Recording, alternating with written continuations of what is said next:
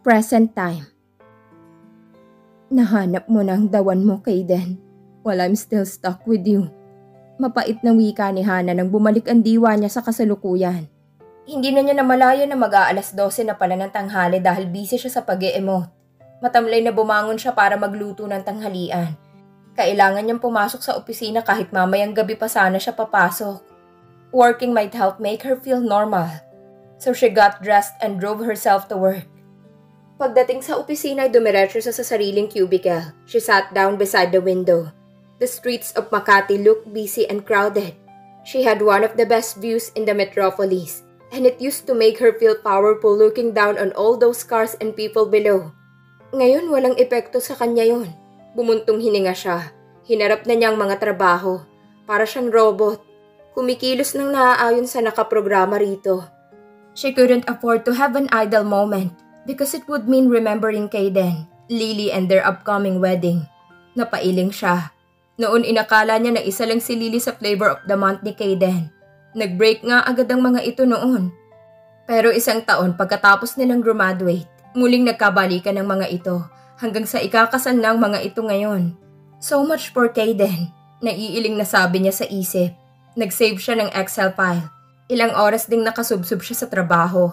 Nang matapos ang huling ginawa niyang report, naghanap siya ng iba pa kasi hodang next year pang deadline niyon pero wala na siyang nakita. Katumbas na yata ng 3 araw na trabahong natapos niya pero wala siyang pakialam. A busy mind will not think unhappy thoughts. Nakikipagtitigan siya sa nagbiblink na cursor sa monitor nang tumunog ang intercom sa tabi niya. Ang gwardya yon. Ipinapaalam sa kanya na nasa labas daw si Kaden at hinahanap siya. Tumingin siya sa orasan. 9:00 na pala ng gabi. Hindi niya namalaya ng oras. Ilang sandali munang nakipagdebate siya sa sarili. Bago niya sinabi sa gwardya na lalabasin niya ang kaibigan, she forced herself to walk towards the lobby and found herself face to face with her pain personified. Si Kaden. Hindi niya alam kung paano magre-react. She could no longer fake her laughter or force a smile. Isang dekada niya nang ginagawa yun at nakakapagod din pala.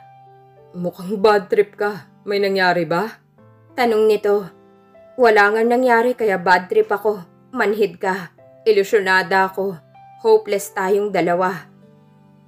Paano mo nalamang narito ako? Sa halip ay tanong niya rito.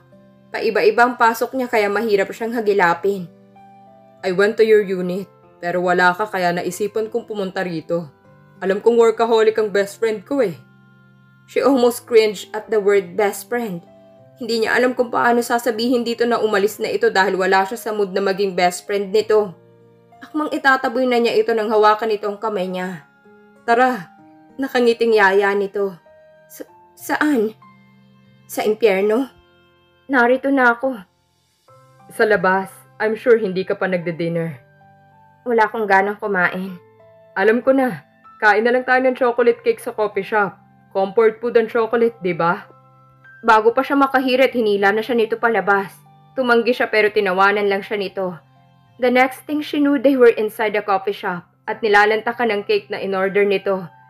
Pero mas tamang sabihin na halos itong umubos na yun dahil isang subo lang yatang nakain niya.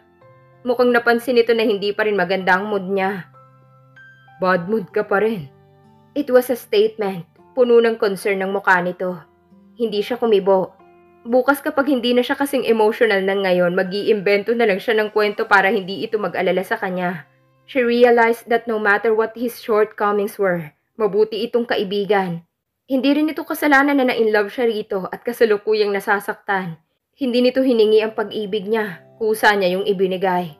May joke ako, makinig ka. Nito, tumikhim pa ito, halatang ayaw siyang sukuan. May isang fox at isang mabilis na kuhol na nag-contest. Pabilisan silang makarating sa dulo ng gubat. Sinong nanalo? Hindi siya sumagot.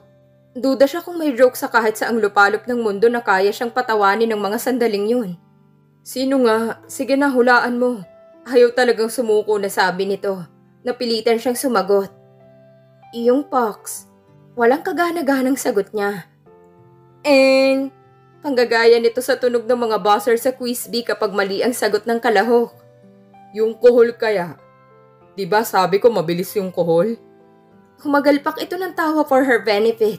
Sa halip na makitawa rito, dinutdut lang niya ng dinutdut ang luray-luray ng cake. Pero ayaw nitong sumuko. May isa pa akong joke. Napilitan siyang tumingin uli rito. May isang fox at isang nakamaskarang kuhol na nag-contest. Pabilisan silang makarating sa dulo ng gubat. Sinong nanalo? Tiningnan lang niya ito. Hana. Sambit nito sa pangalan niya. Base sa tono nito parang handa itong lumuhod at magmakaawa. Mag-participate lang siya. She sighed. Yung fox. Panggagaya uli nito ng tunog ng buzzer. Yung kuhol pa rin. Kasi nung tinanggal niya ang maskara. Jaran! Siya pa rin ang mabilis na kuhol.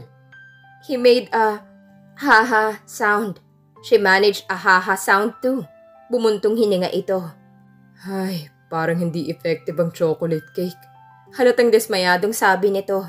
Pero alam mo, si Lily kahit gaano ka bad mood yun, isang slice lang nito. He indicated the cake. Nagiging okay na siya. Tiningnan niya ito. Hindi ba nito nakikita? She was not Lily and that was the problem.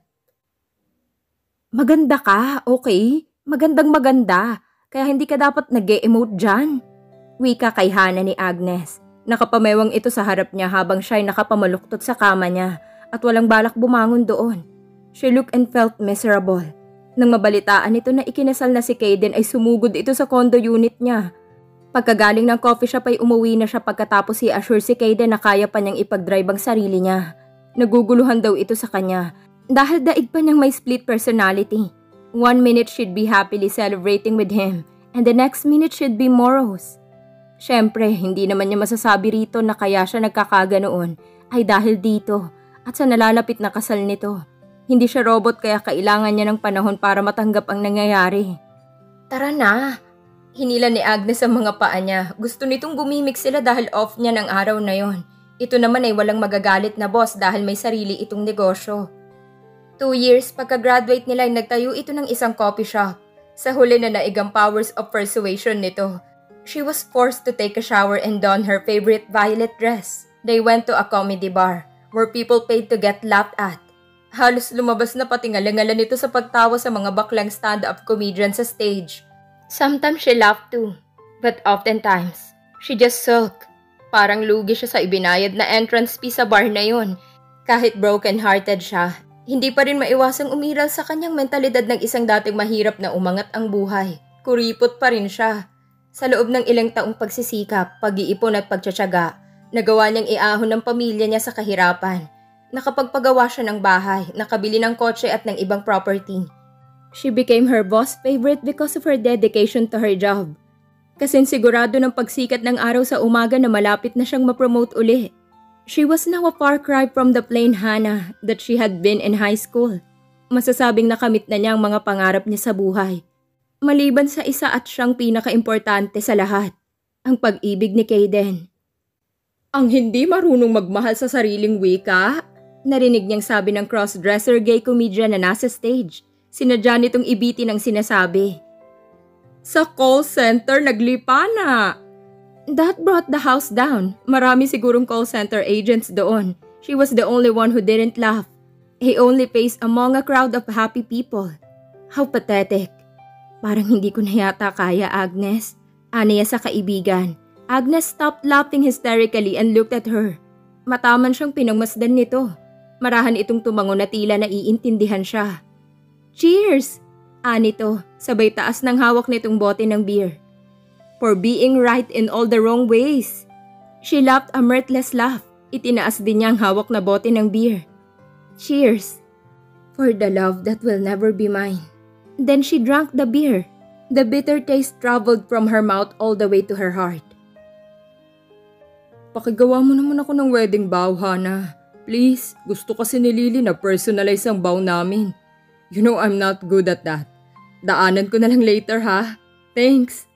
Anang isa sa mga mensahe sa voicemail ni Hana pagka-uwi niya galing sa office. Umupo siya sa couch dahil drained na drained ang pakiramdam niya.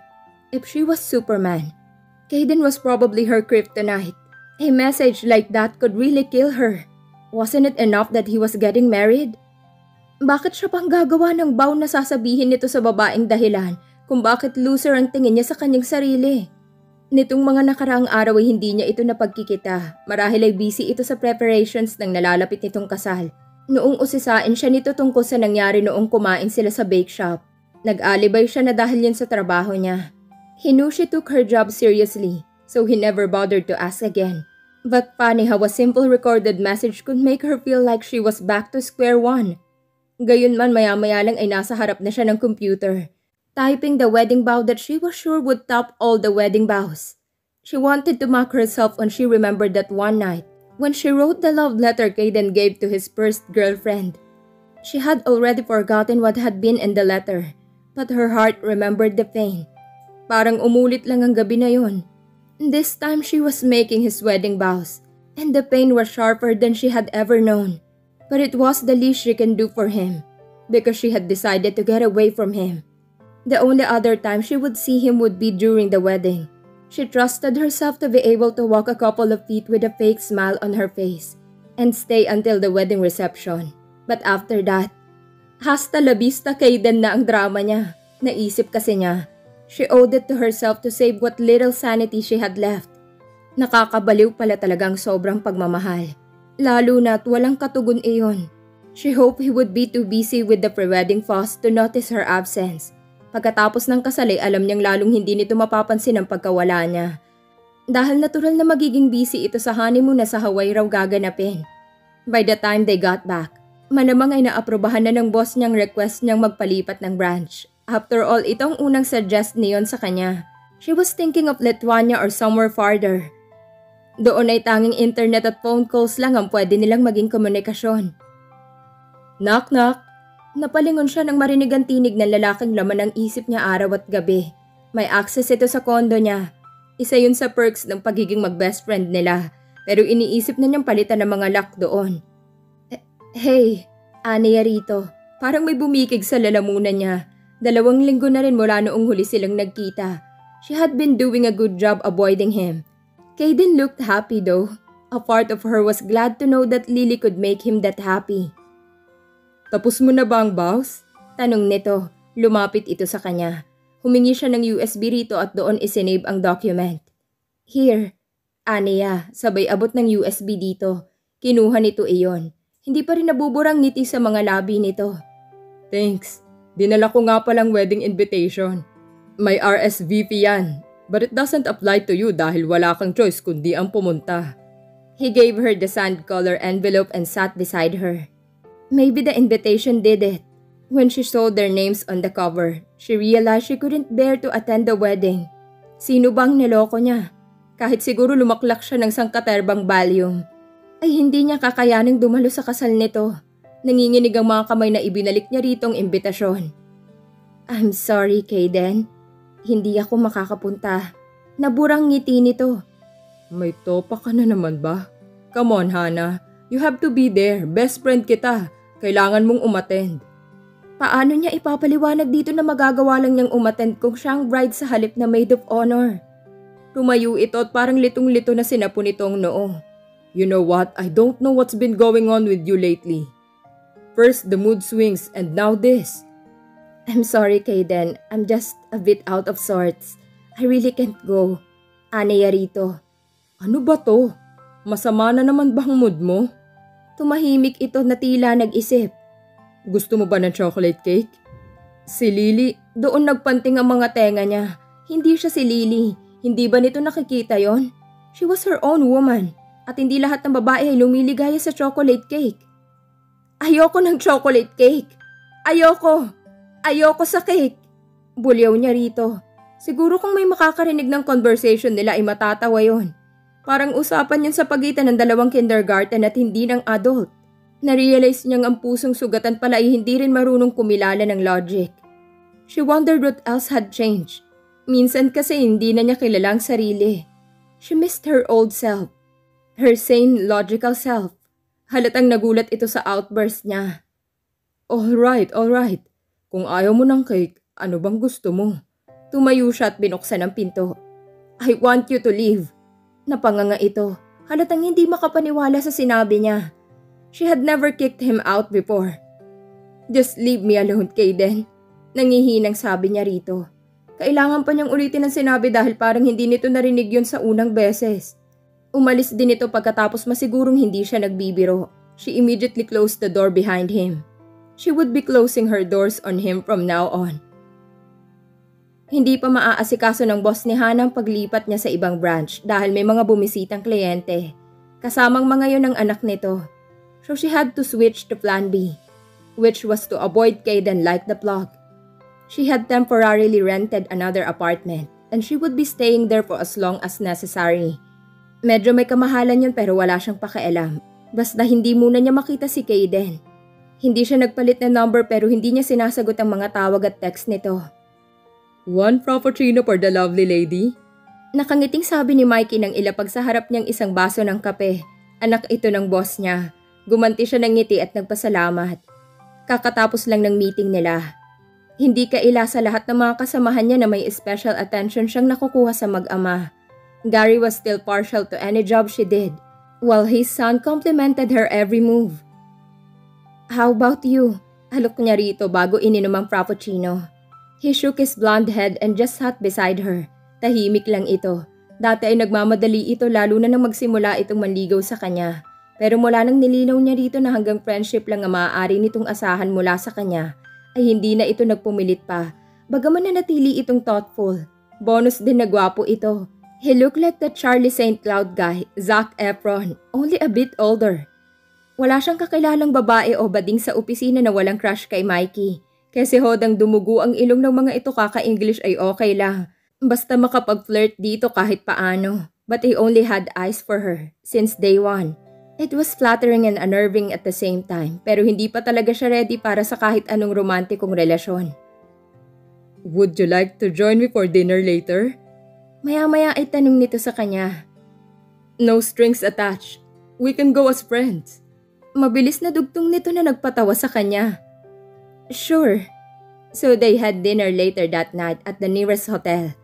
Tasty food, light conversation, good wine. Hindi tuloy niya napansin na marami na siyang nainom. Malakas na rin ang boses niya. She was also giggling uncontrollably. Mikey, ever the gentleman, offered to drive her back to her temporary apartment. It was a good decision too, because she was already drunk. May sinasabi ito sa kanya pero sa kalasingan ay hindi na niya iyon gaanong naintindihan. Tila kasi amplified din ng ilang beses ang boses nito. She was really as drunk as the skunk. She just giggled again kahit wala namang nakakatawa. Her legs had turned into jelly. "No offense, man. But I know her. I can take her home." Anang pamilyar na boses. Lasing na nga yata siya dahil pati boses ni Kaden ay naririnig na niya. Pilit na inaaninaw niyang mukha nang nagsalita. Kumunot ang noo niya. Parang kamukha rin ito ni Kaden. O nag-hallucinate lang siya. Pinipilit niyang manatiling gising ang diwa niya kahit parang mas madaling matulog na lang. She stared at the marble floor and thought the hotel lobby looked okay. And she could probably snooze there a little bit. Uupo na sana siya sa sahig nang bigla siyang buhatin ng lalaking kahawig ni Kaden. He scooped her up like a weightless thing and carried her to a car. She could feel his strong arms underneath her body, and she knew it was pointless to struggle. It was weird to trust a complete stranger, but her mind could no longer process anything. She just clumsily raised her hand and waved goodbye to Mikey, who she thought looked a little pissed. "Why is he pissed off?" tanong niya sa lalaki. "Probably because of drunk woman like you." Sagot nito na tila galit din. Pinaandar na nitong sasakyan. "Or maybe he's pissed because you're a lot more good looking than he is." Sabi niya maya-maya, pagkatapos ay humagikik. "You even look like somebody I know." She reached out and touched his cheek. Pinalis nitong kamay niya at nagmura ng malutong. "I don't know what's gotten into you lately." Tila nasusuyang sabi nito. She laughed. "I also don't know where you are taking me, mister. So that makes two of us." She heard him curse again under his breath. "Shh, it's alright. Chill." Sumandal siya sa headdress at pumikit. "Damit, Hana. Ako si Kaden. Sa sobrang kalisingan mo, hindi mo na ako makilala." Sigaw nito na nagpadilat sa kanya. She slowly recognized the edge in his voice and noticed the familiar features. It was then that she realized that this man really was him. Kaden? Glad you noticed. Sarkastikong sabi nito. Si Kaden nga. Nawala yata ang kalasingan niya. Anong ginagawa mo rito? I'm taking you home, in case you haven't noticed. Numipis ang mga labi nito na parang inis na sa kanya. Kailan ka pa natutong maging lasengga? Paasik na sita nito. Hindi siya umimik dahil pakiramdam niya ay nagsisimula nang mawala ang kalasingan niya. Emotions were still more powerful than alcohol. She realized. Pero nagsimula na ring uminit ang ulo niya. Answer me, damn it! Galit na sabi nito nang hindi siya kumibo. Pinukpok pa nitong manibela. Ano bang nangyayari sa'yo? Hindi ka a-attend ng wedding. You've been avoiding me. Shut up! Naririndi ang sabi niya rito. No! You shut up! Sigaw rin ito na bahagya niyang kinagulat. Kailan pa ito natutong manigaw? You'd better listen to me. No, you listen to me. Galit na putol niya sa sinasabi nito. Ayoko nang makinig sa'yo. Pagod na ako. Akala mo ba madaling makinig ng paulit-ulit kung kaninong babae ka in love? Kung sinong babae ang nanakit sa'yo? What are you talking about? Nakakunot noong tanong nito. I'm talking about you! Aniya at dinuro pa niya ito. And me! Aniya, saka itinurong sarili. I'm talking about listening to you talk about all those women you fell in love with. I'm talking about the many times I had to cry because of that. I'm talking about falling for you, Kaden, and you not finding about it. Because I was so afraid of losing you. I was so afraid of losing our friendship. I'm talking about your wedding and how it will break my heart into gazillion pieces. Please forgive me if I can't be there to see you get married. You see, I'm this close to losing it. She indicated half an inch with her thumb and forefinger. Alam mo ba kung gaano kahirap ma-inlove sa isang tulad mo? Ngumiti siya ng pagak. Siyempre hindi. Dahil sa ating dalawa, ako yung na-inlove, hindi ikaw. Sa ating dalawa ako yung umasa, kaya ako nasasaktan. Hinaklit niya ang seatbelt niya para maalis iyon. Stop the car! Siguro dahil sa shock kaya sinunod siya nito. The car screeched to a halt at the side of the road. Akmang lalabas na siya ng kotse nang pigilan siya nito sa braso. Hana. Nilingon niya ito. Halatang litong-lito ito. She smiled bitterly. Ano? Hindi kita maintindihan. Mahinang sabi nito na parang mas sinasabi yun sa sarili kaysa sa kanya. Lihim siyang nasaktan sa naging reaksyon nito. He looked revolted by everything he had just heard. Hindi mo maintindihan dahil ayaw mong intindihin. I am a girl who's crazy enough to fall for her best friend. She stepped out of the car. But I can't be that girl anymore, Kaden. I can't wait forever for something I know in my heart you can never give me. I also intend to forget you as soon as I can. Tuluyan na siyang bumaba ng kotse bago uli siya nito mapigilan. Pinara niyang parating na taxi. She needed to get away before she completely lost her mind and came back running into his arms. This is finally goodbye, Ken.